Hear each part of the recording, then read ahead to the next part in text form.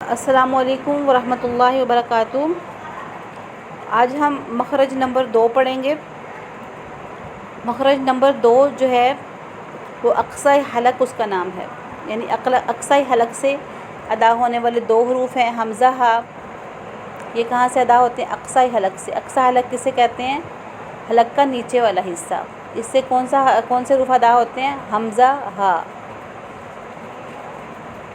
آگے ہے وسط حلق سے کون سے حروف ادا ہوتے ہیں؟ یعنی وسط حلق کسے کہتے ہیں؟ حلق کے درمیانے حصے کو۔ عین ہا اس سے ادا ہوتے ہیں۔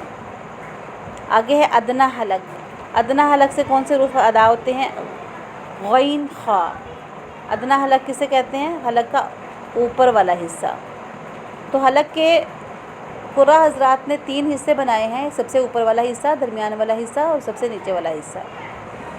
اور یہ 6 حروف حلقی ہیں: حمزہ ہا، عین ہا، غین خا۔ دوبارہ سن لیں: حمزہ ہا، عین ہا، غین خا۔